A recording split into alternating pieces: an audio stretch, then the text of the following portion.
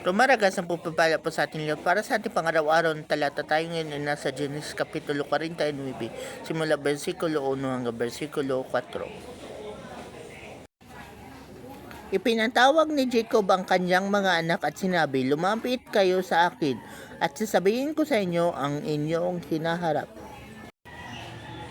Kayong mga anak magsilapit sa akin, ang inyong ama ay sumandaling dinggin.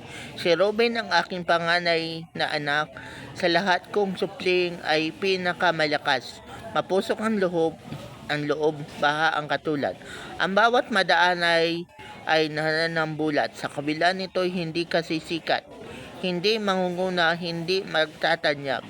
Pagkat ang ama mo ay iyong hinamak, dangal ng asawa ay iyong winasak."